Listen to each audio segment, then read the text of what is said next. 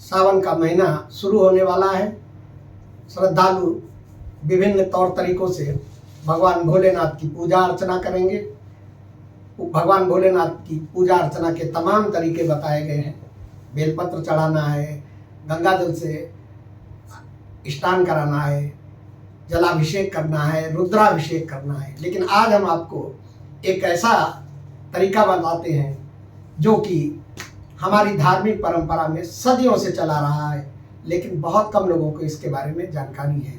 और ये तरीका है भगवान को सावन के महीने में शिव मुट्ठी चढ़ाने का। अब आप कहेंगे ये शिव मुट्ठी क्या होती है?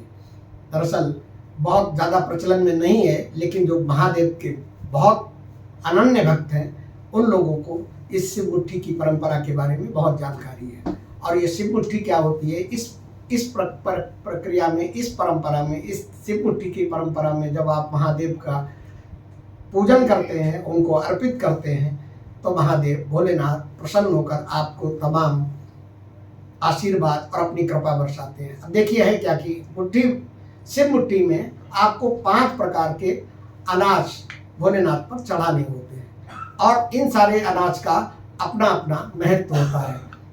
और जब आप 5 मुट्ठी अनाज आप उनको चढ़ा देते हैं, उसके बाद आप घी का दीपक जलाइए भोलेनाथ के पास और उनसे जो है अपनी मनोकामना पूरी कीजिए। अब इसमें सबसे बड़ी चीज़ क्या है जो ध्यान रखने की है कि जो आप अनाज चढ़ा रहे हैं वो 5 तरीके का अनाज मिलाकर नहीं चढ़ाना है, वो 5 अनाज अलग अलग चढ़ाने हैं।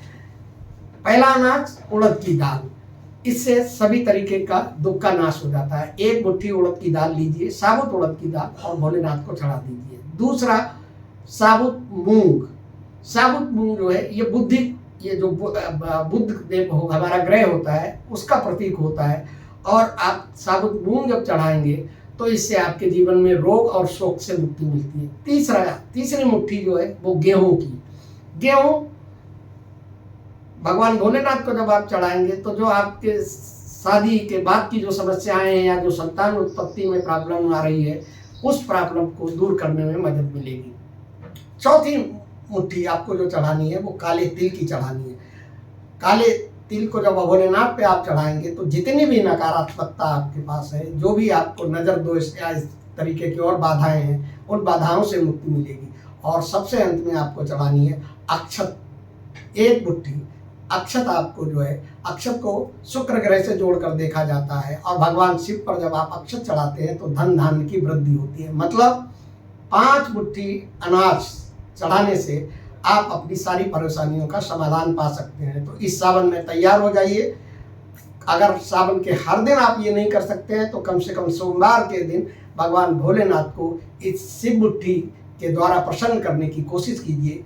अगर आपको ये जानकारी अच्छी लगी है तो हमारे वीडियो को सब्सक्राइब कीजिए, इस पर कमेंट कीजिए और अपने दोस्तों को शेयर भी कीजिए।